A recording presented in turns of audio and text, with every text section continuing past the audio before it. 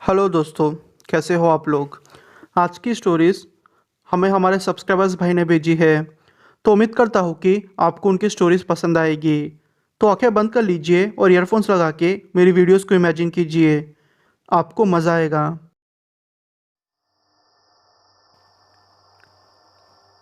मेरा नाम प्रकाश है और मैं राजस्थान का रहने वाला हूँ। ये घटना मेरे साथ तब घटी जब लॉकडाउन का समय चल रहा था। तो हुआ यूँ कि लॉकडाउन के 1 महीने के बाद का समय है।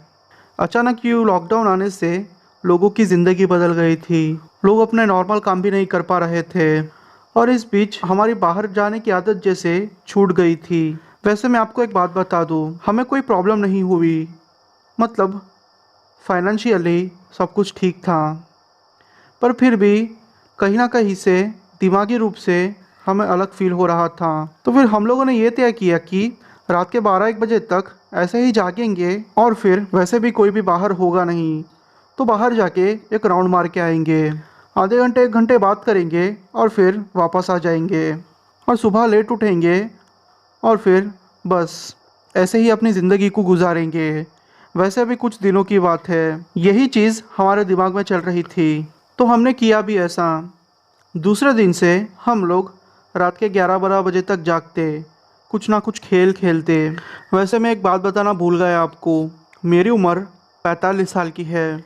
मेरे 2 बच्चे हैं, हम मिडिल क्लास फैमिली से बिलोंग करते हैं। मैंने घर रेंट पे लिया था जो कि शहर से थोड़ा दूर था, और वो एरिया भी ऐसा था कि उतने बड़े एरिया में घर बहुत ही कम थे। मतलब पास का घर तकरीबन 100-200 मीटर का होगा। मैं मेरी बीवी के साथ और 2 बच्चों के साथ लूडो गेम खेलता या दूसरे कोई गेम खेलता। गेम खेलने के बाद हम लोग बातें करते, कुछ ना कुछ नाश्ता रात को बनाते, खाते और फिर ऐसे ही बाहर टहलने को निकल जाते। कोरोना का डर तो था, पर अभी आधी रात में कौन आता। बस यही सोच के हम बाहर टहलने को निकल जाते। एक रात की बात है, मेरे 2 बच्चों को नींद आ रही थी, तो वो लोग सो गए। अब मुझे आदत हो चुकी थी और मैंने उस रात समोसे भी खाए थे, तो मुझे पेट में थोड़ी गड़बड़ लग रही थी। मैंने फिर मेरी वाइफ से कहा कि यार देखो, आज मैंने कुछ ज़्यादा ही खा लिया है और मेरे पेट में भी गड़बड़ है, तो लगता है मुझे 2-3 राउंड मारने ही पड़ेंगे। फिर मेरी वाइफ ने कहा कि ठीक है, तो अब 2-3 राउंड मार के आइए, मैं घर पे ही रहती हूँ क्योंकि हमारे बच्चे सो गए हैं। अगर वो रात को उठेंगे और हमें नहीं पाएंगे तो शायद वो डर जाएंगे। फिर मैंने भी उसकी बात मान ली। मेरी बीवी ने मुझे सोडा पिलाया और मैं घर के बाहर निकल गया। तो वो एरिया ऐसा था कि मतलब पेड़ ही पेड़ थे। उतने बड़े एरिया में बहुत सारे कम, मतलब बहुत कम घर थे, और कहीं ना कहीं स्ट्रीट लाइट जल जाती तो उतना ही एरिया दिखता। और वहाँ एक पार्क जैसा भी था। मैं बस चलते जा रहा था, मेरा पेट ठीक नहीं था, इसलिए मैं बस चलते ही जा रहा था। मैं तकरीबन अपने घर से 1 किलोमीटर दूर आ चुका था। मैंने सोचा कि अगर ऐसे ही सीधे जाऊंगा तो जल्दी पहुंच जाऊंगा, तो मैंने दूसरा रास्ता पेड़ों से भरा हुआ है उस रास्ते को चुन के थोड़ा लॉन्ग कट लेके जाने का सोचा। वैसे भी मेरे पेट में मुझे ठीक नहीं लग रहा था, इसलिए मैं वो ही रास्ते से जाने लगा। तो मैं आपको एक बात बता दूं, जिस एरिया से मैं जाने की कोशिश कर रहा था उस एरिया से दिन के टाइम पे भी लोग नहीं जाते, क्योंकि लोगों का मानना है कि वहाँ कुछ ऐसा रहता है जिसे हमें नहीं देखना चाहिए। मैं बस अब चलने ही लगा और मैं थोड़ा जल्दी जल्दी चल रहा था क्योंकि मुझे भी अजीब फील हो रहा था। वहाँ पे ऐसी शांति थी, ऐसा सन्नाटा था जिसके बारे में मैं आपको बता भी नहीं सकता। मैं इतने टाइम से इस जगह पे रह रहा था, पर मैंने भी कभी इस रास्ते को अच्छे से चेक नहीं किया। बस रेगुलर रास्ता जो होता था वहाँ से आते और वहाँ से जाते। और ये टाइम भी कोरोना का था, तो लोग कोई भी ज़्यादा बाहर निकलते नहीं थे। मैं ऐसे ही आगे बढ़ते जा रहा था। मेरी नज़र थोड़ी दूर पड़ी, एक स्ट्रीट लाइट के आगे कोई खड़ा हुआ था। मैंने सोचा कि यह पक्का कोई ना कोई मेरे जैसा खड़ा होगा। 5-6 सेकंड्स के लिए मेरे रोंगटे खड़े हो गए। पता नहीं मुझे ऐसा फील हुआ कि मेरे पीछे से अभी कोई भाग के दूसरी तरफ चले गया हो। मुझे बहुत डर लग रहा था, पर मैंने सोचा कि मुझे डरना नहीं चाहिए, अपना ही एरिया है ना, होगा कोई जानवर। बस मैं आगे बढ़ते जा रहा था और जो चीज़ मुझे आगे दिख रही थी मैं उसके पास जाने की कोशिश करने लगा, क्योंकि मुझे पता था कोई ना कोई अपना ही होगा। पर जैसे ही मैं उस चीज़ के पास गया, मैंने नोटिस किया कि वो एक औरत है जिसने नॉर्मल ही साड़ी पहन ही रखी थी, जैसे हम राजस्थानी लोग पहनते हैं ना, वो वैसे ही साड़ी थी। फिर मैंने सोचा कि होगी कोई औरत, तो मैंने सोचा क्यों ना इन्हें पूछ ही लूँ, क्योंकि इस टाइम पे किसी औरत का वो भी ऐसी जगह पे होना नॉर्मल नहीं है और सेफ भी नहीं है। फिर मैं उसके पास गया। मैंने कहा कि बहन जी, आप यहाँ क्या कर रही हो? उस औरत ने कोई भी जवाब नहीं दिया। वो बस मुझे अपनी पीठ दिखा के आगे चलते जा रही थी। मैंने सोचा कि शायद वो औरत मेरे बारे में गलत समझ रही है। फिर मैंने कहा कि देखिए बहन जी, आपको डरने की कोई ज़रूरत नहीं, मैं उस टाइप का आदमी नहीं हूँ। पर वो मेरी बात सुन नहीं रही थी। वो थोड़ा जल्दी जल्दी आगे बढ़ते जा रही थी। वो जैसे ही चल रही थी, मुझे उसके घुंघरू की आवाज़ सुनाई दे रही थी। और दोस्तों, मैं आपको बता दूँ, मेरी ज़िंदगी में मैंने ऐसी आवाज़ सुनी ही नहीं थी। कुल मिला के ये कह सकते हो कि जैसे ही उसके घुंघरू की आवाज़ आ रही थी, मेरे अंदर का डर इतना बढ़ते जा रहा था कि मैं आपको बोल भी नहीं सकता। मेरे रोंगटे खड़े हो रहे थे फिर से। पता नहीं मेरी नज़र उस औरत के पैरों पर पड़ी। पता नहीं मैंने उसके पैरों पे क्यों देखा। जैसे ही मैंने उसके पैरों पे देखा, मैंने देखा कि उसके पैर उल्टे हैं। मैं समझ गया था कि भाई अभी तो मुश्किल है, अगर मैं यहाँ से नहीं निकला तो मैं मर ही जाऊंगा। शायद उस औरत को पता चल गया था।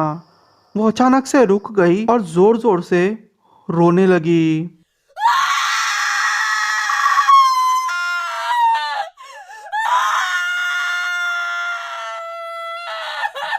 और चिल्लाने लगी। उसकी वो आवाज़ उस सन्नाटे में, अंधेरे में ऐसे गूंज रही थी जिसके बारे में मैं आपको बता नहीं सकता। मैं भी ज़ोर से चिल्लाया और भगवान का नाम लेके भागने लगा। जैसे ही मैं भागने लगा, वो औरत भी मेरे पीछे पड़ गई।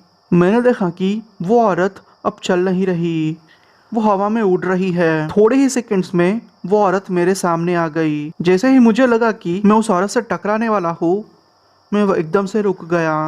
आप नहीं मानोगे, मैं उस औरत के आर पार हो चुका था। अब मेरे पैर वहाँ से हिल भी नहीं रहे थे। मेरे पैर पे चोट लगी थी। फिर मैं अब वही रास्ते पे आ गया जिस रास्ते से मैंने चलना शुरू किया था, यानी कि उस रास्ते से जो रास्ता खतरनाक था। मैं वहाँ पे आ गया और थोड़े आगे एक बेंच थी, वहाँ पे बैठ गया। मैंने सोचा कि अब कोई भी प्रॉब्लम नहीं होगी, पर शायद मैं गलत था। उस दिन किस्मत ने मेरे नसीब में कुछ और ही लिखा था। तो समझ लीजिए कि मैं एक बेंच पे बैठा था और उसके पीछे का एरिया एकदम खाली था। एक 5 से 6 फुट की एक दीवार लगी थी। मैं ऐसे ही बैठ के सांस ले रहा था और सोच रहा था कि क्या करूँ। मैं इतना डर गया था कि अब मैं वहाँ से हिलना भी नहीं चाहता था। मैं ये सारी चीज़ें सोच ही रहा था कि अचानक से मेरे कंधे पे किसी ने हाथ रखा। मैंने वहीं पे टॉयलेट कर दिया। जी हाँ दोस्तों, मुझे इतना डर लग गया कि मैं अपने डर को काबू में नहीं रख पाया। मेरी हार्ट बीट बढ़ चुकी थी। जैसे ही मैंने पीछे मुड़ के देखा, मैंने एक डरावना चेहरा देखा। शायद ऐसा चेहरा जिसके बारे में बताने पर भी मैं डरता हूँ। मैं ज़ोर से चिल्लाया और वहीं गिर गया। दूसरे दिन मेरी आंख अस्पताल में खुली। मेरी बीवी और बच्चे रो रहे थे। डॉक्टर ने बताया कि मुझे माइनर स्ट्रोक आया है, पर मेरा मेडिकल रिकॉर्ड एकदम ठीक था। शायद पिछली रात इतना डरने के कारण मेरे साथ वो सब हुआ होगा। मैंने मेरे बीवी को ये सारी चीज़ें बताई। वो उसके मायके गई और फिर एक तावीज़ लेके आई और कहा कि ये कुछ भी हो जाए, ये तावीज़ आप मत उतारना, वरना उसके बाद क्या होगा किसी को नहीं पता। फिर तब से मेरी तबीयत में बहुत सुधार आ गया है। आज के टाइम पे भी लॉकडाउन का कोई सीन नहीं है। मैं अपना काम भी ठीक से कर पा रहा हूँ।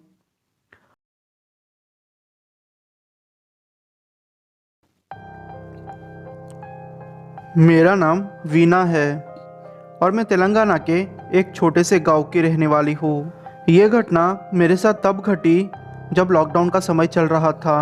तो हुआ यूँ कि लॉकडाउन के टाइम पे ही हमें हमारे नए घर में शिफ्ट होना पड़ा था, क्योंकि पुराने घर की छत ऊपर से टूट गई थी और हमारा नया घर तकरीबन 1 किलोमीटर दूर था। और जो हमारा पुराना घर था वो गांव से थोड़ा दूर था, इसलिए आने जाने में तकलीफ हुआ करती थी। अब तकरीबन 10 दिन हो चुके थे, हम लोग हमारे नए घर में शिफ्ट हो चुके थे।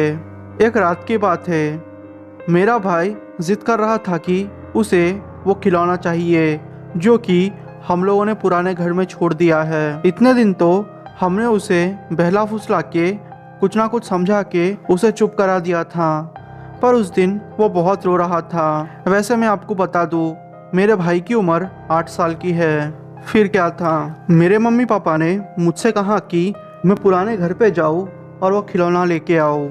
और वैसे भी मुझे बीच में ही दादी मिलने वाली थी, क्योंकि मेरी दादी गांव के बाहर कुछ काम से गई थी। दादी का फ़ोन आया कि अब वो रोड के ऊपर है और वो थोड़ी ही देर में पुराने घर तक आ जाएगी, तो दोनों मिलके वो खिलौना लेके नए घर पे आ जाएंगे। मैंने भी फिर हामी भर दी। मैं चलते हुए अपने पुराने घर की ओर जा रही थी।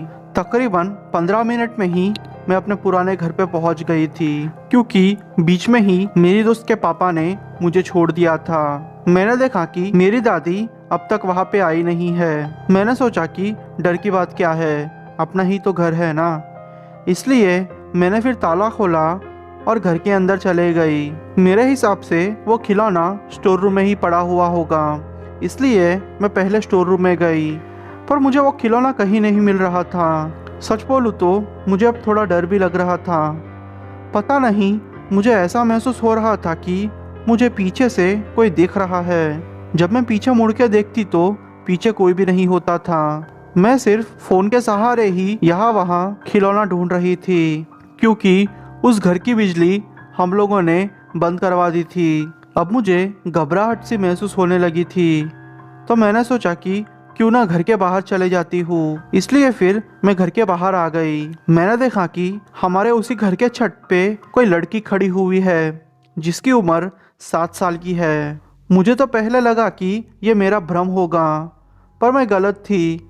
वहाँ सच में कोई लड़की थी। मैंने सोचा कि शायद वो लड़की दूसरी तरफ से खेलते खेलते यहाँ आ गई होगी, क्योंकि ऊपर जाने के लिए सीढ़ियाँ बाहर की तरफ से है। मैं फिर सीढ़ियाँ चढ़ के अब छत पे चले गई। जब मैं छत पे गई तो वो लड़की एक कोने में ही खड़ी हुई थी। वो लड़की दूसरी तरफ देख रही थी। मैं उसके पास गई और उसके कंधे पे हाथ रखा। जैसे ही मैंने उसके कंधे पे हाथ रखा, वो लड़की अचानक से पीछे मुड़ी। उसकी आंखें सफ़ेद थी और वो ज़ोर ज़ोर से हंसने लगी।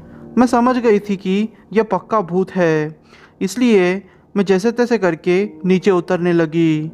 पर नीचे उतरते उतरते मेरा पैर फिसल गया और मैं ऊपर से नीचे गिर गई।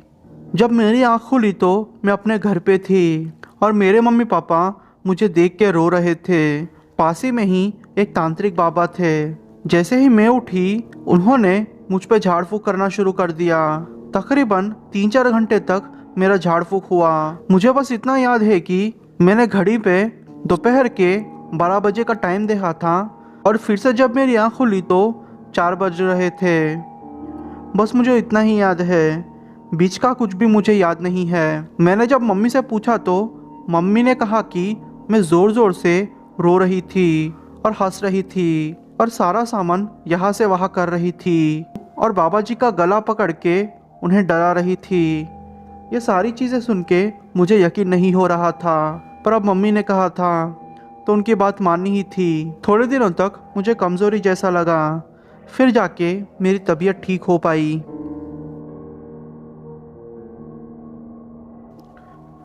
मेरा नाम अंजू है और ये घटना मेरे साथ 2020 में घटी थी। ये समय लॉकडाउन का था और मैं महाराष्ट्र के ही एक छोटे से गांव की रहने वाली हूँ। एक रात की बात है, मेरे पापा ने मुझसे और मेरे बड़े भाई से कहा कि वो उनके लिए पान लेके आए। पापा का पैर टूट चुका था और मम्मी को कैसे भेज सकते थे, इसलिए मेरे पापा ने मुझे और मेरे बड़े भाई अभय को साथ में जाके पान लेके आने को कहा। वैसे लॉकडाउन तो था ही, पर हम लोग उस पान वाले अंकल के घर जाने वाले थे। मेरे पापा की और उनकी अच्छी बनती थी। पापा ने उनको फ़ोन करके कह दिया कि वो उनके लिए पान रेडी रखे, बच्चे लेने आएंगे। हम लोगों ने फिर ज़्यादा सोचे बिना पान वाले अंकल के घर जाने लगे।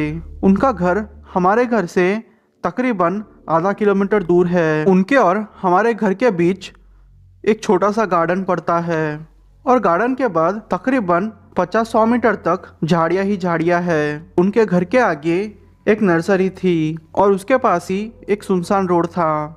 हम लोग रोड के ऊपर से चलते हुए जा रहे थे। हम लोगों ने फिर वहाँ से पान लिया और फिर अपने घर की ओर मुड़ने लगे। मेरे भाई अभय ने कहा कि यार मुझे कुछ दिख रहा है, वहाँ झाड़ियों पे कोई तो बैठा हुआ है। मैंने अभय से कहा कि पागल है क्या तू? देख मुझे पहले ही डर लगता है, तो ये सारी चीज़ें बोल के मुझे मत डरा, वरना मैं पापा से शिकायत कर दूंगी। तो उसने कहा कि नहीं यार, मैं सच कह रहा हूँ, तू प्लीज़ एक बार देख। वो धीरे धीरे अपने पास ही आ रही है। मैंने जब उस तरफ देखा तो मैं शॉक्ड हो गई। मैंने देखा कि एक औरत जिसने काले कलर के कपड़े पहन के रखे थे, वो झाड़ियों पे से यहाँ वहाँ कूदती हुई हमारे पास ही आ रही थी। मैं समझ चुकी थी कि यह पक्का चुड़ैल है, इसलिए मेरे भाई को कुछ बोले बिना उसको सिर्फ आगे देख के चलने को कहा। मैंने फिर उससे कहा कि वो एक पागल औरत है। मेरा भाई भले ही बड़ा था पर ये सारी चीज़ों में मानता नहीं था, इसलिए फिर उसको कह के भी कोई फ़ायदा नहीं होता। अगर कहती तो वो उल्टा उस औरत के पास जाके कुछ ना कुछ पागलपन करता। मैंने हनुमान चालीसा मन में ही पढ़ना शुरू कर दिया और फिर एक नाके के पास आई और पीछे मुड़ के देखा तो वो औरत अब वहाँ पे खड़े होके हंस रही थी और बोल रही थी कि आज तो तुम बच गए। अगली बार अगर यहाँ आओगे तो मारे जाओगे। अब ये आवाज़ मेरे बड़े भाई ने भी सुनी थी। वो बहुत डर गया था क्योंकि उस औरत के मुंह से खून निकल रहा था, जिस खून को अभय ने देख लिया था। वो भागते भागते अब घर के अंदर चले गया। मैं भी फिर घर के अंदर चले गई। मम्मी पापा को ये सारी चीज़ों के बारे में बताया तो उन्होंने तुरंत ही बाबा जी को फ़ोन किया। बाबा जी आए और फिर हमें तावीज़ दिया और कहा कि चिंता की कोई बात नहीं, वो चुड़ैल इतनी भी शक्तिशाली नहीं कि वो तुम्हें मार सके, वो सिर्फ तुम्हें डराना चाहती थी।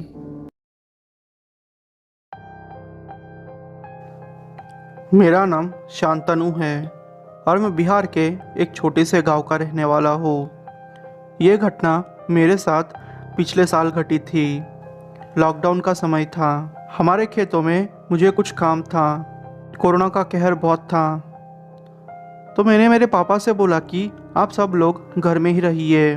मैं और मेरा एक दोस्त थे, हम दोनों मिलके खेतों की रखवाली करेंगे और सुबह होते ही वापस आ जाएंगे, क्योंकि हमारे एरिया में पुलिस भी घुमा करती थी। हम लोग रात के 11 बजे जाते और 5 बजे तक वापस आ जाते, जिससे कि पुलिस वालों को पता भी ना चलता। रात में खाना खा के फिर मैं और मेरा दोस्त रमन खेतों के लिए निकल गए। हम लोगों को ये डर था कि कहीं कोई जानवर हमारी फसलों को बर्बाद ना कर दे, और आपको तो पता ही है उस टाइम पे कितनी पाबंदियाँ लगी थी। हम लोग फिर रात को खाना खा के खेतों के लिए निकल गए।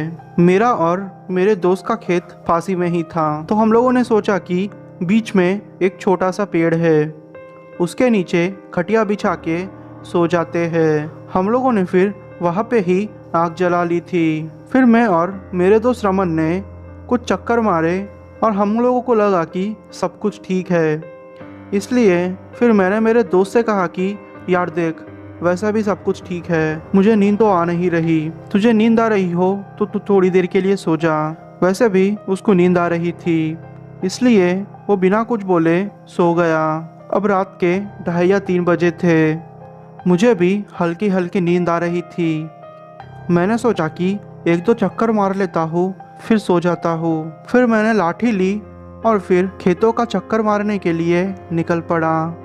मैं फसलों के बीचों बीच से जा रहा था। मैं जब दूसरी ओर पहुंचा तो मुझे झाड़ के ऊपर कोई आवाज़ आने लगी। मैंने सोचा कि शायद कोई बंदर वगैरह होगा, पर शायद मैं गलत था।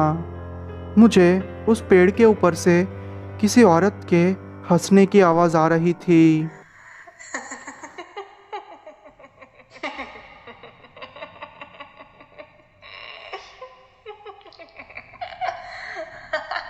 सच बोलूँ तो मैं बहुत डर गया था।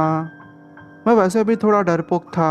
मैंने टॉर्च मार के वहाँ देखने की कोशिश की। जैसे ही मैंने उस पेड़ पे टॉर्च मारी, मुझे एक औरत उल्टी लटकी हुई वहाँ पे दिखाई दी।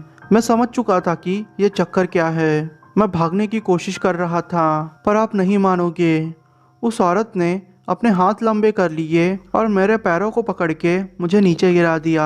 पर फिर भी बजरंगबली का नाम लेके मैं जैसे तैसे करके अपने दोस्त के पास आया। फिर उसको उठाने की कोशिश की, पर वो उठ नहीं रहा था। मुझे दूर से ही किसी के घुंघरू की आवाज़ आ रही थी। मैं समझ गया था कि अब वो औरत हमारे ही तरफ आ रही है। इसलिए मैंने मेरे दोस्त के ऊपर थोड़ा पानी छिड़का। वो उठा और उसको मैंने कहा कि चल यार, यहाँ बहुत बड़ी गड़बड़ है। शायद वो भी मेरी बात समझ गया था, इसलिए वो बिना कुछ बोले मेरे साथ वापस आ गया। तकरीबन 4 बज रहे थे। हम लोग जैसे तैसे करके हमारे घर पहुँचे। घर पहुँचने के बाद मैंने मेरे मम्मी पापा से ये सारी चीज़ें एक्सप्लेन की। उन्होंने ज़्यादा कुछ सोचे बिना मुझे और मेरे दोस्त को मंदिर में बिठा दिया। हमारे ऊपर गंगा जल छिड़का और हनुमान चालीसा को सुबह तक पढ़ते रहे। शायद उसका असर हो गया था। हम लोगों को थोड़ा बुखार चढ़ गया था, पर फिर बाबा ने हम लोगों को कहा कि अच्छा हुआ तुम लोगों पे गंगा जल छिड़क दिया और हनुमान चालीसा पढ़ ली, वरना इससे भी ज़्यादा तुम्हारे साथ हो सकता था। मैंने खैर मनाई कि मेरी और मेरे दोस्त की ज़िंदगी बच गई। मेरा नाम सना है और मैं उत्तराखंड की रहने वाली हूँ। ये घटना मेरे साथ पिछले साल अगस्त महीने में घटी थी। लॉकडाउन का समय था। तो हुआ यूँ कि हमें अचानक से फ़ोन आया कि मेरी नानी की तबीयत खराब हो चुकी है और वो हम लोगों को आखिरी बार मिलना चाहती है। हम लोगों ने फिर जैसे तैसे करके पुलिस की परमिशन ली और फिर हमारे गांव से तकरीबन 40 किलोमीटर दूर हमारी नानी के घर चले गए। हमारा गांव थोड़ा अच्छा था। नानी का गांव जैसे पुराने ज़माने का हो वैसे था। जंगल ही जंगल थे और वहाँ की फैमिलीज बहुत ही कम थी। नानी का इलाज चला। कुछ दिनों में नानी की तबीयत ठीक हो चुकी थी। अल्लाह का शुक्र था कि नानी को कोरोना नहीं हुआ था। हमने सोचा कि वैसे भी यहाँ आ गए हैं, क्यों ना और थोड़े दिन रह जाए। मैं आपकी बहुत बड़ी फ़ैन हूँ। हर रात मैं आपकी स्टोरी सुनती हूँ। आपकी स्टोरी सुने बिना मुझे नींद नहीं आती। तो एक रात की बात है। रात के तकरीबन 11 बज रहे थे और फिर लोग भी नानी की खबर पूछने के लिए आ रहे थे। सब कुछ खत्म होते होते 11 बज चुके थे। मुझे अभी भी याद है, मैं आपकी स्टोरीज को लूप में सुना करती थी। ईयरफोन्स लगा के मैंने आपकी स्टोरी स्टार्ट की और आंखें बंद करके स्टोरी सुनने लगी। मुझे नींद कब आ गई समझ में ही नहीं आया। जब मेरी आंख खुली तो रात के 2:30 बज चुके थे। ईयरफोन्स निकाल दिए और फोन साइड में रख दिया। मुझे वॉशरूम जाने की जरूरत महसूस हुई और आपको गांव का सिस्टम पता ही है, गांव के वॉशरूम बाहर होते हैं। मैं बाहर वॉशरूम करने के लिए चले गई। मैं नींद में ही थी। जैसे मैं वॉशरूम करके बाहर निकली तो मुझे मेरे दादी की आवाज़ सुनाई दी। मेरी दादी झाड़ियों में से बुला रही थी, पर यह हो ही नहीं सकता क्योंकि मेरी दादी तो अभी भी दूसरे गांव में थी और मैं जहां आई थी वो मेरे नानी का घर था और मेरी दादी 2 दिन पहले ही वहां से चली गई थी। मुझे अब थोड़ा डर लग रहा था, पर मैंने सोचा कि मेरी दादी को मदद की ज़रूरत होगी क्योंकि मेरी दादी दर्द से कर्रा रही हो ऐसे आवाज़ कर रही थी और मुझे बुला रही थी, सना सना बेटा यहाँ आ जाओ, मुझे तुम्हारी मदद चाहिए। उस टाइम पे मेरे दिमाग में कुछ भी नहीं चमका। मैं सीधे सीधे झाड़ियों में चले गई। जब मैं झाड़ियों में गई तो मैंने वहाँ पे एक भैंसे को देखा जो कि मेरी दादी की आवाज़ निकाल के मुझे बुला रहा था। मैं समझ चुकी थी कि यह कोई जिन का चक्कर है, इसलिए ज़्यादा कुछ सोचे बिना ही मैं अल्लाह का नाम लेके और आयतुल कुर्सी पढ़ते पढ़ते घर के अंदर आ गई और रोने लगी। मेरी आवाज़ सुन के सारे घर वाले जाग चुके थे। वो लोगों को मैंने ये सारी चीज़ें शेयर की तो उन्होंने कहा कि चिंता करने की कोई ज़रूरत नहीं। आधी रात में मौलाना को बुलाया गया। मौलाना ने मेरे ऊपर झाड़ फूँक किया, तब जाके मेरी तबीयत में सुधार आया। ये घटना मेरे साथ पिछले साल घटी थी। हुआ यूँ कि लॉकडाउन का समय था। मेरे पति आम के बागों की रखवाली करते थे। हम लोगों को भी थोड़े समय के बाद वहाँ शिफ्ट होना पड़ा। पहले कुछ दिन तो सब कुछ ठीक रहा। मेरे पति को पीने की आदत थी। वो सारा दिन रखवाली करते और रात के टाइम पे शराब पी के हंगामा करते थे। एक एक बार वो बिना हंगामा किए ही सो जाते थे। एक रात की बात है, वो बहुत पी के आए थे। उन्होंने कहा कि उनको बहुत गर्मी लग रही है, वो इसलिए आम के बागों के बीच सोना चाहते हैं। मैंने फिर उनकी बात मान ली, क्योंकि मुझे पता था अगर मैं इनकी बात नहीं मानूंगी तो ये पक्का मुझे मारेंगे। मैं और मेरा बेटा दोनों मिलके हमारे ही रूम में सो गए थे। मेरे पति खटिया बिछाकर आम के बागों के बीच सो गए। मुझे वैसे मेरे पति की चिंता हो रही थी, क्योंकि उनको नींद में बड़बड़ाने की आदत थी और वो डर के मारे उठ जाते थे। तो हुआ यूँ कि तकरीबन रात के 2:30 बजे मुझे मेरे पति के चिल्लाने की आवाज़ आई। मैंने सोचा कि मेरे पति नींद में ही चिल्ला रहे हैं, इसलिए मैंने ज़्यादा ध्यान नहीं दिया। मैं फिर सो गई। तकरीबन 15 मिनट के बाद फिर से मुझे मेरे पति के चिल्लाने की आवाज़ आई।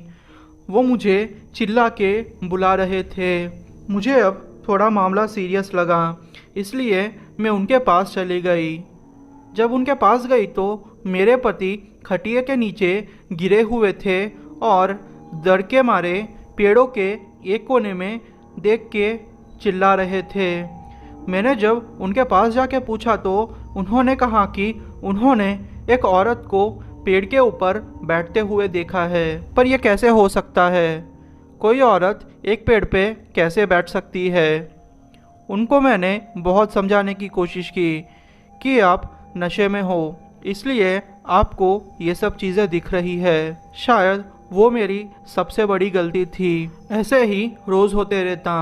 रोज़ वो पी के आते और रोज़ गर्मी के बहाने बाहर जाते और बाहर सो जाते, आधी रात को चिल्लाते, और ये सब कुछ तकरीबन 10-15 दिन तक चलते गया।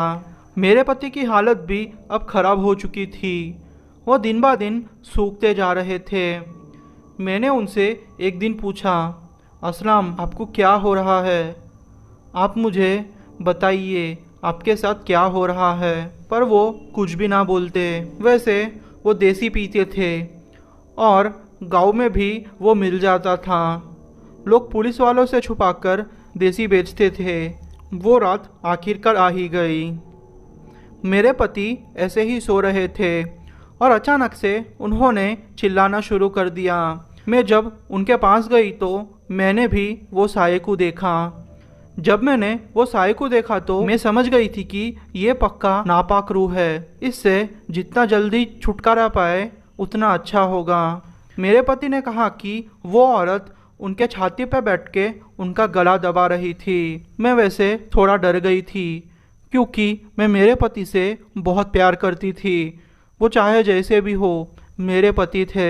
मैंने कहा कि आप अभी दुआ पढ़ लीजिए, सब कुछ ठीक हो जाएगा। हमने शायद यही गलती कर दी। दूसरे दिन मेरे पति ने कहा कि वो अब वहाँ नहीं सोएंगे। वो हमारे साथ ही सोने लगे। तकरीबन रात के 3 बजे की बात है। वो अचानक से उठे और औरत की आवाज़ में बातें करने लगे। सच बोलूँ तो वो 2 मिनट के लिए मैं बहुत डर चुकी थी, क्योंकि आप भी इमेजिन कर सकते हो एक आदमी जो कि औरत की आवाज़ में बातें करे। ये इतना डरावना था कि मैं आपको बोल भी नहीं सकती थी। उस टाइम पे मेरे पति की आंखें लाल हो चुकी थी। मुझे कुछ भी समझ में नहीं आ रहा था कि मैं क्या करूं, क्योंकि लॉकडाउन का टाइम था और गांव यहाँ से तकरीबन 2 या 3 किलोमीटर का था। मैंने फिर आयतुल कुर्सी पढ़ना शुरू कर दिया। सोचा कि आयत पढ़ूंगी तो सब कुछ ठीक हो जाएगा। थोड़ी देर के लिए तो सब कुछ ठीक रहा, जैसे ही मैंने आयत पढ़ना बंद कर दिया, मेरे पति ने मुझे गले से पकड़ा और साइड में फेंक दिया। मैं विश्वास नहीं कर पा रही थी कि मेरे पति ने मेरे साथ ऐसा किया, क्योंकि उनमें इतनी हिम्मत नहीं थी और वो सूख भी गए थे। इनमें इतनी ताकत कैसे आई मुझे पता नहीं चला। मैं मस्जिद गई और फिर वहाँ के मौलाना को ये सारी बातें बताई। उन्होंने कहा कि आज रात को मैं तुम्हारे घर आऊँगा और जो भी मैं चीज़ें बोलता हूँ वो सारी चीज़ें तुम लाके रखना। उनके कहे हिसाब से मैंने वो सारी चीज़ें लाके उनके सामने रख दी। वो शाम के तकरीबन 7 बजे हमारे घर आ चुके थे। उनको देखते ही मेरे पति उनके ऊपर चिल्लाना शुरू कर दिए। बोले कि ए दुष्ट मौलाना, तू कुछ भी नहीं कर सकता, इन सारे लोगों को खा जाऊंगा, तुम कुछ भी नहीं कर पाओगे। यह सुनते ही मैं बहुत डर चुकी थी, क्योंकि वो आवाज़ अब किसी आदमी की थी, पर वो मेरे पति की नहीं थी। मौलाना ने आयतें पढ़ी। वो शैतान ज़ोर ज़ोर से चिल्ला रहा था। वो कह रहा था कि वो मुझे मार देगा। उसको मैं पहले दिन से ही पसंद आ चुकी थी, इसलिए वो मेरे पति को मार के मेरे पति की जगह लेना चाहता था। मैं वो सुन के डर चुकी थी। मौलाना ने फिर थोड़े देर के बाद सब कुछ ठीक कर दिया। मेरे पति बेहोश पड़े थे। उन्होंने कहा कि जब तुम बाज़ार में गई थी और फिर वापस आ रही थी तो एक पेड़ के ऊपर जिन बैठा हुआ था, उसको तुम पसंद आ गई। तुम्हारे पास तावीज़ था, इसलिए वो तुम्हारे अंदर नहीं आया, पर उसने तुम्हारा पीछा तुम्हारे घर तक किया, तुम्हारे पति के अंदर आ गया और ये सब हुआ। ये तावीज़ मैं तुम्हें तुम्हारे पति के लिए दे रहा हूँ, उनको पहना देना। गलती से भी ये तावीज़ नहीं निकलना चाहिए, क्योंकि वो एक इफ़रीत जिन है और तुम इफ़रीत जिन के बारे में जानती हो। अगर गलती से भी ये तावीज़ टूट गया तो तुम्हारी हालत क्या हो सकती है, ये तुम सोच भी नहीं सकती। मैंने फिर वो तावीज़ को मेरे पति को पहना दिया। उस दिन के बाद से सब कुछ ठीक हो गया। मेरा नाम नीलेश है और मैं उड़ीसा के राउरकेला का रहने वाला हूँ। ये घटना मेरे साथ पिछले साल लॉकडाउन के टाइम पे घटी थी। लॉकडाउन का टाइम था, सब कुछ जैसे शांत हो चुका था। सच बोलूँ तो मैं लॉकडाउन को एंजॉय करने लगा था, क्योंकि पढ़ाई के नाम पे मैं कुछ नहीं करता था और हॉस्टल से मैं कुछ ही दिन पहले आया था। यह घटना वैसे अप्रैल महीने की है। जैसे ही लॉकडाउन का अनाउंसमेंट हुआ, मैं अपने घर आ गया था। हम लोग खेतों में रहते थे, क्योंकि मेरे पापा एक किसान थे। मेरा तो एक ही रूटीन था, मैं रात में खाना खाता और गांव तक चल के जाता, वहाँ से सोडा पीता, दोस्तों के साथ बातें करता और वापस आता। एक रात की बात है, मैं रात के 8 बजे खाना खा के गाँव तक 2-3 किलोमीटर तक चल के दोस्तों के साथ बातें करते करते सोडा पी रहा था। मुझे समय का पता ही नहीं चला। जब मेरे भाई ने मुझे फ़ोन करके कहा कि भाई तुम घर आ जाओ, तब मुझे पता चला कि रात के 11:30 बज रहे हैं। उस टाइम पे भले ही लॉकडाउन था, पर गांव के अंदर ये सारी चीज़ें नॉर्मली चल रही थी।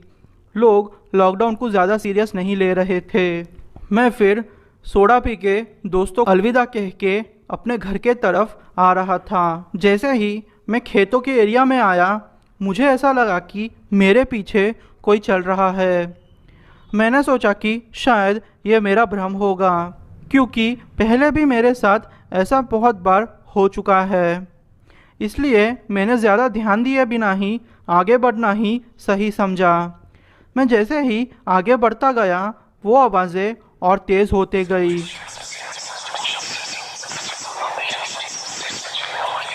एक पल तो ऐसा आया कि मुझे एक औरत के हंसने का आवाज़ आने लगा।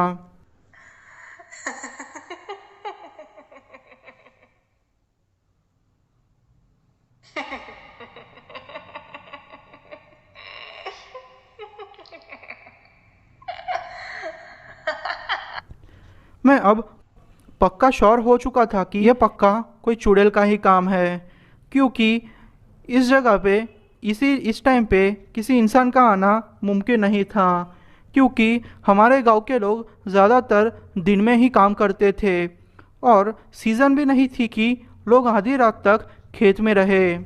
और अगर किसी को भी आना होता तो वो 7-8 बजे के बीच में ही आ जाता। मैंने फिर अचानक से पीछे मुड़ के देखा तो मुझे एक औरत दिखाई दी। वो औरत दिखने में बहुत डरावनी लग रही थी। मैं समझ गया था कि ये चक्कर क्या है, पर फिर भी मैं कंफर्म करना चाहता था कि ये चीज़ क्या है, इसलिए मैंने उसके पैरों के तरफ ध्यान दिया। उसके पैर उल्टे थे। मैं समझ चुका था कि अब मेरा बचना मुश्किल है, पर फिर भी मरता क्या ना करता। मैं भागने की कोशिश करने लगा। मैं भागते गया।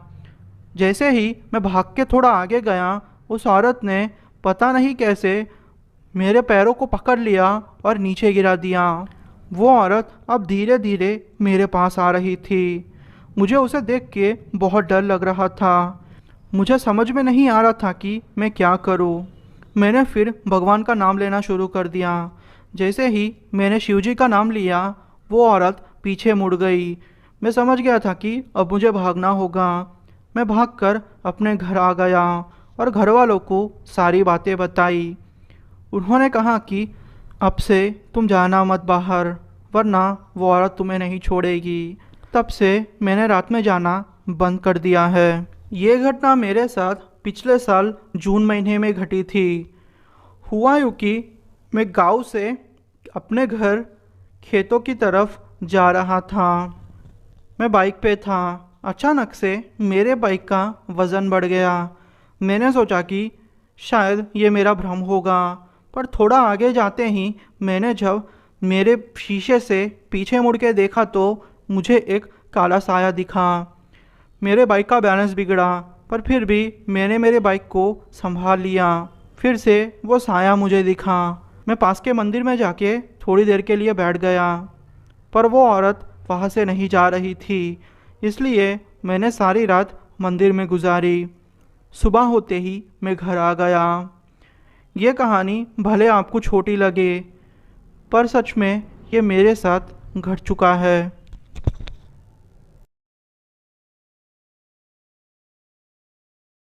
मेरा नाम रफ़ीक है और मेरा एक छोटा सा गराज है।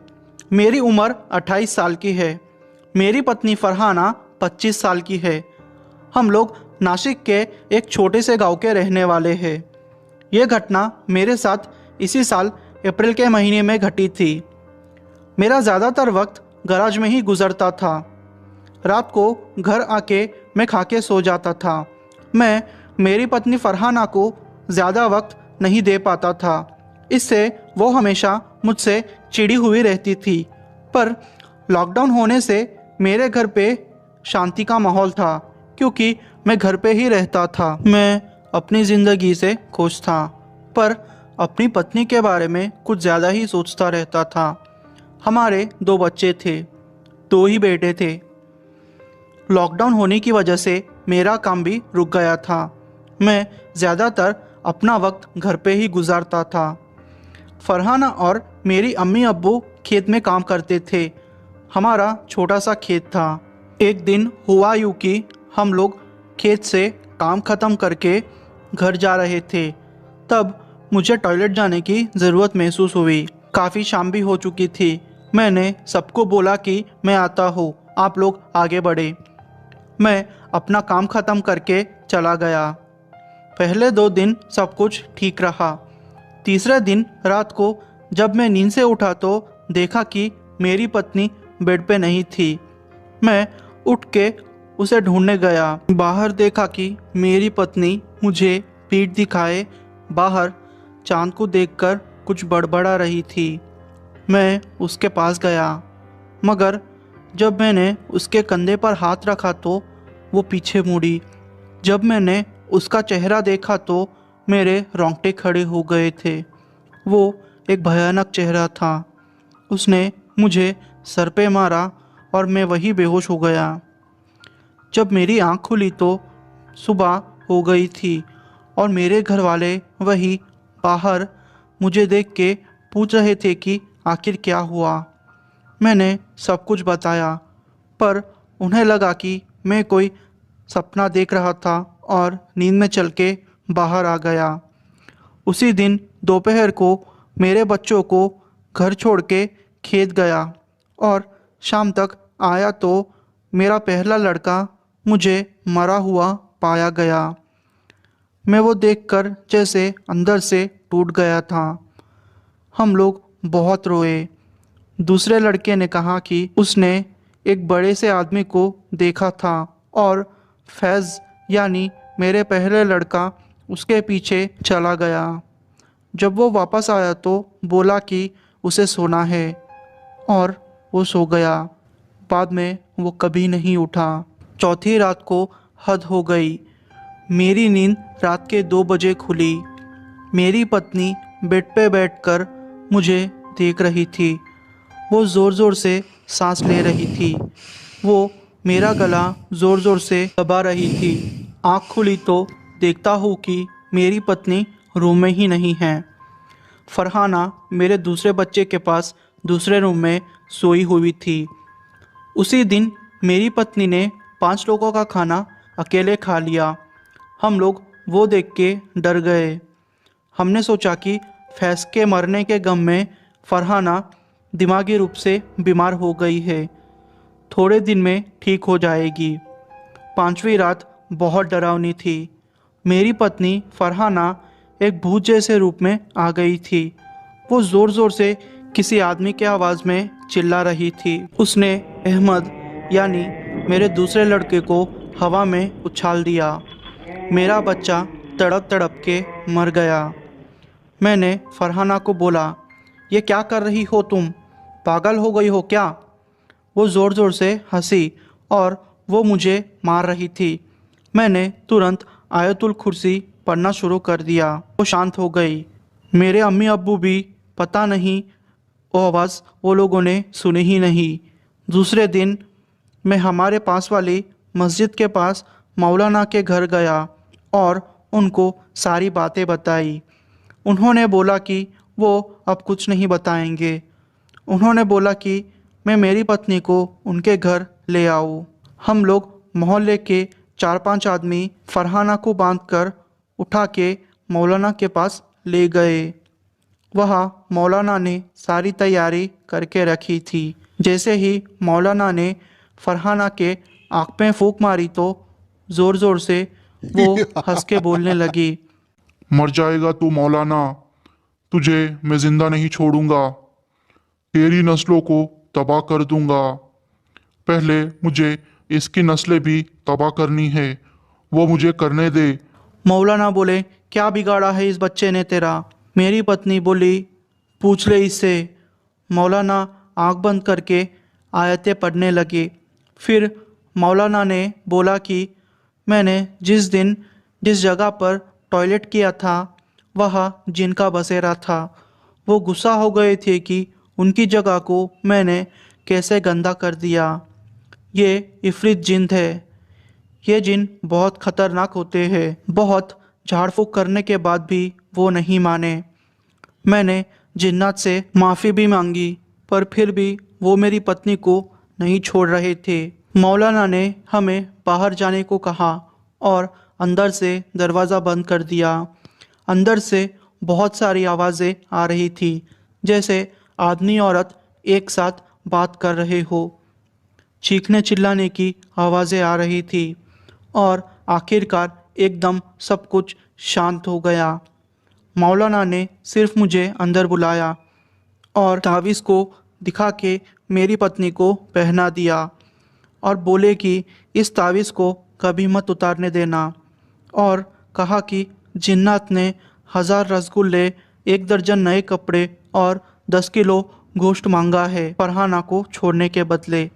ये सारी चीज़ें हमें वही रखनी होगी। हम लोगों ने ये सारी चीज़ें जिन्नात के कहने अनुसार वही रख दी और मेरी पत्नी फरहाना ठीक हो चुकी थी। अल्लाह के करम से आज सब कुछ ठीक है। आज तकरीबन 3-4 महीने हो चुके हैं और सब कुछ ठीक है, पर मैंने मरे बच्चों को खो दिया था। मैंने सोचा अब जी के क्या करूँगा, पर जीना था। मेरी पत्नी इस सदमे को सह नहीं पाई। वो 2-3 महीने तक कोमा में रही, पर चमत्कार ये था कि वो फिर से कोमा से लौट गई थी। अब सब कुछ ठीक था। हेलो दोस्तों, मेरा नाम किरण है और मैं असम का रहने वाला हूँ। ये घटना मेरे साथ कुछ ही दिन पहले घटी थी। हुआ यूँ कि मैं उस्मानिया यूनिवर्सिटी का एक स्टूडेंट हूँ। आपको तो पता ही होगा कि कोरोना की केसेस की वजह से हमारी एग्जाम्स कैंसिल हो गई थी। तो बात उस दिन की है जिस दिन हमारे एग्जाम्स कैंसिल होने का नोटिफिकेशन हमें आया था। मेरे साथ मेरे 2 दोस्त थे। फिर हमने सोचा कि वैसे तो एग्ज़ाम्स कैंसिल हो चुके हैं और हमारे हॉस्टल में भी हमें खाना देना उन्होंने बंद कर दिया था। तो हमने सोचा कि क्यों ना अब घर चले जाए। वैसे भी 15-20 दिन तक एग्ज़ाम्स नहीं रहने वाले हैं। इससे अच्छा हम लोग घर चले जाएंगे और एग्ज़ाम्स की डेट होते ही हम लोग वापस आ जाएंगे। दोस्तों से कहा कि चलो यार हम लोग घर चले जाते हैं।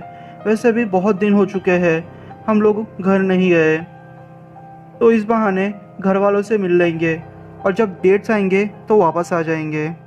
मेरे दोस्त ऋषभ के पास कार थी। वैसे भी हमारी कोई एग्ज़ाम्स नहीं थी और ऋषभ ने कहा कि चल यार हम लोग असम घूम आते हैं।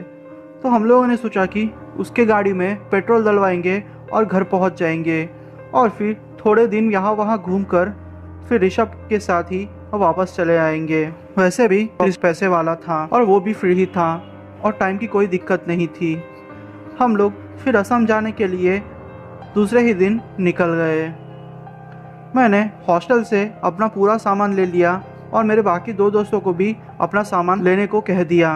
हम लोग अपना सामान लेके गाड़ी की डिक्की में रख के हम लोग वापस जाने लगे। जैसे ही रात होती हम लोग किसी ना किसी जगह पे रुक जाते, क्योंकि आपको तो पता ही होगा कि नाइट कर्फ्यू का माहौल था। ज़्यादा लोग बाहर भी नहीं निकल रहे थे। गाड़ी अभी इक्का तुक्का हमें दिख रही थी। तो हमने सोचा कि कोई प्रॉब्लम ना हो, इसीलिए हम लोग रात के टाइम पे किसी होटल या लॉज में रुक जाएंगे। तकरीबन 2 दिन ट्रैवल करने के बाद हम लोग असम के करीब पहुंच गए। उससे तकरीबन 4 या 5 घंटे का रास्ता ही था और रात के 10 बज चुके थे। तो हमने सोचा कि क्यों ना लॉज लेने से अच्छा है कि हम लोग अपने घर ही चले जाए और हमने घर में फ़ोन करके कह दिया था कि हम लोग घर आने वाले हैं। तो फिर हमने डिसाइड किया कि हम लोग अब चले जाएंगे, क्योंकि एरिया अपना ही था तो कोई दिक्कत वाली बात ही नहीं थी। हम लोग खाना खा के फिर आगे बढ़ने लगे। जैसे ही हम थोड़ा आगे बढ़े, शायद 10 या 15 किलोमीटर ही होगा, हम लोग किसी जंगल जैसे इलाके में आ गए। ऋषभ ने बोला कि यार मेरा मन बहुत कर रहा है कि मैं थोड़ी देर बाहर यहाँ वहाँ टहल आऊँ। ऋषभ के लिए ये सब नया था, क्योंकि वो बचपन से ही हैदराबाद में पला बड़ा था, वो भी एक पॉश एरिया में, जहाँ ऐसे जंगल दिखना उसके लिए लगभग नामुमकिन था। तो हमने भी बोला कि ठीक है भाई, चलो कोई बात नहीं, तो थोड़ी देर बाहर घुमाना, हम ऐसे ही बैठे रहेंगे। फिर ऋषभ वहाँ झाड़ियों के अंदर थोड़ी देर के लिए चला गया। जब आधा घंटा हुआ वो वापस नहीं आया तो हमें टेंशन जैसा होने लगा। मुझे समझ नहीं आ रहा था कि मैं क्या करूं। मैंने मेरे 2 दोस्तों से कहा कि यार लगता है ऋषभ के साथ कुछ हुआ है, वरना वो इतनी देर नहीं लगाता। वैसे ऋषभ बहुत डरपोक भी था, पर फिर भी शो ऑफ के लिए वो कभी कभी ऐसी हरकतें करता था। फिर हम लोग नीचे उतरे और फिर उसको ढूंढने लगे। दूर दूर तक ऋषभ का कोई अता पता नहीं था। हम लोग को बहुत टेंशन हो रही थी। हम क्या करें, हमें कुछ समझ में नहीं आ रहा था। मैं तो बहुत डर गया था, क्योंकि मेरे कहने पे ऋषभ को उसके मम्मी पापा ने मेरी गारंटी पे हमारे साथ भेजा था। अगर उसको कुछ हो जाएगा तो मैं ही उस चीज़ का जिम्मेदार होगा। फिर हम लोगों ने ऋषभ को पीछे की तरफ ढूंढना स्टार्ट कर दिया। तकरीबन 2 या 3 किलोमीटर हम लोग जंगल के अंदर चले गए। फिर एक जगह जाके हमने देखा कि ऋषभ ऐसे ही हमारी तरफ पीठ करके पैर पलटाए हुए बैठा हुआ है। हमें कुछ समझ में नहीं आ रहा था मैं ज़ोर से चिल्लाया, ऋषभ यार तू कब से गायब है? हमें कितनी टेंशन हो गई थी तुझे पता है क्या? पर फिर भी ऋषभ ने कोई आंसर नहीं दिया। मुझे लगा कि शायद यह मजाक कर रहा होगा। जब मैं उसके पास गया तो उसे देख के मैं शॉक्ड हो गया। उसकी आंखें पलटी हुई थी, मतलब उसकी आंखों की पुतलियाँ मुड़ गई थी और सिर्फ सफ़ेद हिस्सा दिख रहा था। मुझे समझ नहीं आ रहा था कि मैं क्या करूं। मैं तुरंत ही ऋषभ को लेके गाड़ी में बिठाकर पास ही किसी गांव में चले गया। वो गांव वाले ऋषभ को देख के समझ गए थे। उन्होंने थोड़ी भी देर नहीं की और ऋषभ को लेके एक बाबा के पास चले गए। बाबा ने 3-4 घंटे कुछ मंत्र पढ़े, तब जाके ऋषभ की हालत में सुधार आया। पूछने पर बाबा ने बोला कि ऋषभ जब अंदर गया था तो उसके पैर से कुछ टकरा गया था और वो वहाँ सिगरेट भी पी रहा था। वो चीज़ जंगल में रहने वाली आत्माओं को पसंद नहीं आई, तो उन्होंने ऋषभ को बेहोश कर दिया और उसे ऐसे ही छोड़ दिया। ये तो खैर बनाओ कि ऋषभ को ज़्यादा कुछ नहीं हुआ, वरना वो आत्माओं को अगर ज़्यादा गुस्सा आता तो उसकी जान जाना पक्का था। और अच्छे से पूछने पर गांव वालों ने हमें बताया कि एक औरत वहाँ रहती थी। एक औरत पागल थी और वही रहती थी। तो किसी ने उस औरत को गाड़ी के नीचे कुचलकर मार दिया था। तब से वो औरत सब लोगों को ऐसे ही सताती है, जंगल की आत्मा बनके। हेलो दोस्तों, मेरा नाम प्रतीक है। मेरी उम्र 35 साल की है। मैं मध्य प्रदेश के भोपाल का रहने वाला हूँ। ये घटना मेरे साथ पिछले साल घटी थी। लॉकडाउन का समय था। अचानक से मेरे दादा की तबीयत खराब हो गई। फिर मेरे मम्मी पापा ने मुझे फ़ोन करके कहा कि तुम्हें अपने दादा की खबर पूछने आना पड़ेगा, क्योंकि सीरियस सिचुएशन थी। उन्होंने तो खुल के कुछ भी नहीं बोला, पर मैंने उनकी बातें समझ ली थी। मुझे डर भी लग रहा था, पर मैंने सोचा कि गांव से सुरक्षित जगह हमारे लिए कुछ भी नहीं हो सकती, क्योंकि हमारा घर गांव में बहुत बड़ा था। तो अगर दादाजी को क्वारंटाइन घर में करना पड़ा तो भी ज़्यादा दिक्कत की बात नहीं थी। पर दादाजी को हॉस्पिटल में ही क्वारंटाइन किया गया था। दादी अब अकेली पड़ चुकी थी। मैं दादी का लाडला था, तो दादी ने मुझसे फ़ोन करके फिर से कहा कि बेटा तू आ जा अपने दादा से मिलने। फिर मैंने कहा कि ठीक है दादी, मैं आ जाता हूँ, आप चिंता मत करिए।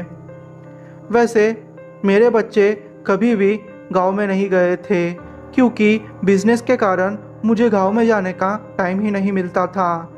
मेरे मम्मी पापा मुझे मिलने के लिए भोपाल ही आ जाते। मैंने फिर ये सारी चीज़ें मेरे वाइफ से शेयर की, तो मेरी वाइफ ने बोला कि अच्छा है कि हम लोग गांव चले जाए।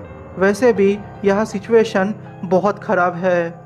हम अगर शांति से गांव पहुंच जाएंगे तो हमें कोई टेंशन की बात ही नहीं होगी। फिर मैं भी मेरी पत्नी की बात मान गया। मेरा एक बड़ा बेटा था और छोटी बेटी थी। मेरा बड़ा बेटा 15 साल का था और मेरी छोटी बेटी 12 साल की थी। हम लोग फिर गांव जाने के लिए निकल गए।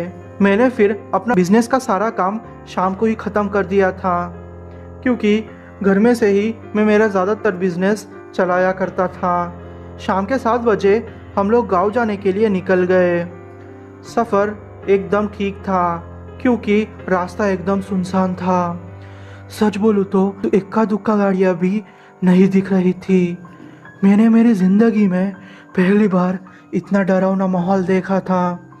सच बोलूँ तो मुझे मानने भी नहीं आ रहा था कि ये कोरोना की वजह से ये सब भी हो सकता है, क्योंकि इतने दिन मैं मेरे घर में ही पड़ा रहता था और बिज़नेस भी घर से चलाता था। तो बाहर की सिचुएशन के बारे में मुझे नहीं पता था, और अगर पता भी होता तो इतनी सीरियस सिचुएशन होगी मैंने कभी नहीं सोचा था। मैं ड्राइव कर रहा था, सब कुछ ठीक चल रहा था, पर अचानक से मेरी गाड़ी पंचर हो गई। हम लोग को एक सुनसान इलाके में गाड़ी रोकनी पड़ी। मैं रोकना नहीं चाहता था, पर क्या करूं, चेक तो करना ही था ना। फिर मैं गाड़ी से उतरा तो मुझे पता चला कि मेरे दोनों टायर पंचर हो चुके हैं। मुझे थोड़ी टेंशन होने लगी। मुझे समझ में नहीं आ रहा था कि अब मैं क्या करूं, क्योंकि मेरे दो बच्चे छोटे थे और मेरी पत्नी और मैं, हम पूरे रोड पे अकेले थे। मुझे आसपास कोई भी नहीं दिख रहा था। मेरी टेंशन बढ़ती जा रही थी। हम ऐसे ही सोचते रहे कि हम लोग क्या करें, क्योंकि कोरोना का टाइम था और पंचर की दुकानें खुली रहना शायद मुश्किल था। अगर खुली होती तो भी बहुत दूर थी, क्योंकि पिछला पेट्रोल पंप हमसे करीब 60 या 70 किलोमीटर आगे होगा। हम लोग फंस चुके थे। हमें समझ नहीं आ रहा था कि हम लोग क्या करें। मेरी छोटी बेटी रो रही थी और चिल्ला रही थी कि मेरी छोटी बेटी को कोई औरत दिख रही है। मैंने फिर उसे चुप कराने की कोशिश की। मैंने सोचा कि ये उसका बचपना है और शायद मेरी अटेंशन पाने के लिए वो मुझसे झूठ बोल रही है। थोड़ी देर बाद एक औरत चलती हुई हमें दिखाई दी। मैं पहले तो थोड़ा घबरा चुका था, पर सोचा कि अब मुझे मदद की ज़रूरत है, मुझे कुछ तो करना होगा। फिर मैंने उस औरत से बात करने की कोशिश की। उस औरत के पास जाके मैंने कहा, अरे बहन जी, आपको पता है क्या यहाँ कोई पंचर करने वाला होगा? तो उस औरत ने जवाब दिया, जी साहब, हमारे गांव में एक पंचर वाला है, पर हमारा गांव यहाँ से 2 किलोमीटर दूर है। फिर मैंने घबराहट में कहा कि मिल तो जाएगा ना? फिर उस औरत ने कहा कि जी साहब, आपको मिल जाएगा। पर मैं बेवकूफ़ था। मैंने इस औरत से नहीं पूछा कि अगर तुम्हारा गांव 2 किलोमीटर दूर है तो तुम इस सुनसान इलाके में क्या कर रही हो? मुझे जल्दी जल्दी में कुछ नहीं सूझा। मेरी पत्नी से कहा कि मैं अब क्या करूं? मेरी पत्नी ने कहा कि अब आपको जाना ही होगा, क्योंकि अगर मैं आई तो बच्चे अकेले पड़ जाएंगे और मुझे डर भी लग रहा है। तो मैंने मेरी पत्नी से कहा कि पूरे दरवाजे लॉक कर देता हो। अगर कोई भी आए तो दरवाज़ा खोलने की कोशिश करे तो तुम उसे दरवाज़ा मत खोलने देना। तो मेरी पत्नी मान गई। फिर मैं उस औरत के पीछे पीछे 2 किलोमीटर तक चलते गया। गांव आ गया। उस औरत ने मुझे एक छोटे से घर के पास ठहरा दिया। उस औरत ने फिर उस मैकेनिक को बुलाया। फिर उस मैकेनिक ने कहा कि चलिए भाई साहब, जल्दी चलिए, क्योंकि जहाँ आपकी फैमिली रुकी है वो इलाका बहुत ख़राब है। प्लीज़ भाई साहब, आप जल्दी चलिए। मैं फिर मान गया। वो अपनी बाइक लेके मुझे पीछे बिठा के उस जगह पर गया। पर जब मैं उस जगह पर पहुंचा तो मैं परेशान हो चुका था। मेरी वाइफ बाहर पड़ी हुई थी और मेरे दोनों बच्चे दूर पड़े हुए थे। उनके माथे से खून निकल रहा था। मुझे समझ में नहीं आ रहा था कि मैं क्या करूं। मैं घबरा गया था। मुझे अचानक से पैनिक अटैक आना शुरू हो गया। मैं वही बेहोश होके गिर गया। जब मेरी आँख खुली तो मैं उसी औरत के घर में था। उस औरत ने कहा कि भाई साहब, आपको क्या हो गया? आप बेहोश हो गए थे। मैंने तुरंत ही अपनी पत्नी और बच्चों के बारे में पूछा। फिर उस औरत ने कहा कि आप चिंता मत कीजिए, डॉक्टर साहब उनका इलाज कर रहे हैं। फिर मैंने तुरंत कहा कि मुझे मेरी पत्नी और बच्चों से मिलना है। वो औरत मुझे फिर मेरे पत्नी और बच्चों के पास ले गई। जब मैंने मेरे बच्चों और पत्नी को सलामत देखा तो मुझ में जान आई। मेरी पत्नी को होश आ गया। उसने बोला कि जब तुम मैकेनिक के पास गए थे तब एक औरत अचानक से उनके गाड़ी के सामने आ गई और उन्हें मदद की भीख मांगने लगी। उस औरत ने कहा कि उसका पति बीमार है और उसे पैसों की ज़रूरत है। मैं उसकी मदद नहीं करना चाहती थी, पर मुझे उसकी आवाज़ से लगा कि उसको सच में मदद की ज़रूरत है। तो मैंने गाड़ी का शीशा खोला और उस औरत को पैसे देने लगी। पर अचानक से उस औरत का रूप बदल गया। उसके नाखून बड़े हो गए थे और वो एक बूढ़ी के जैसी लग रही थी। वो औरत ने मेरा हाथ खींच के मुझे नीचे गिरा दिया। मैं जब नीचे गिरी तो मैंने उसके पैरों की तरफ ध्यान दिया। जब मैंने उसके पैर देखे तो मैं पागल हो गई। उसके पैर उल्टे थे। मैं समझ चुकी थी कि ये चक्कर क्या है। वो एक चुड़ैल थी। वो ज़ोर ज़ोर से हंस रही थी। मेरे डर की कोई सीमा नहीं थी। मुझे मेरे बच्चों के बारे में सोच के डर लग रहा था। मेरी बेटी ज़ोर ज़ोर से चिल्ला के ये कह रही थी कि मम्मी, ये वही औरत है जो अपना पीछा कर रही थी। मम्मी प्लीज़ बचा लो मुझे। फिर वो उस औरत ने मेरे दो बच्चों को हाथ से पकड़ा और नीचे गिरा दिया। मेरे सर पे लगा था। मैं धीरे धीरे बेहोश होने लगी। वो औरत मेरे बच्चों को घसीटते हुए जंगल के अंदर लेके जा रही थी। बस मुझे उतना ही याद है, जब मेरी नींद खुली तो मैं तुम्हारे सामने थी। पर गनीमत थी कि मेरे बच्चे बच गए थे और उन्हें कुछ भी नहीं हुआ था। और उस औरत ने मेरे बच्चों को कुछ भी नहीं किया था। पर जब मैंने उस औरत से पूछा तो उस औरत ने कहा कि अच्छा हुआ कि कोई गांव वाला वहां से गुजर रहा था। उसने तुम्हारी पत्नी और बच्चों को देखा। उस गांव वाले ने शिव जी का जाप करना शुरू कर दिया और जैसे ही उसने शिव जी का जाप करना शुरू कर दिया, वो औरत अचानक से गायब हो गई।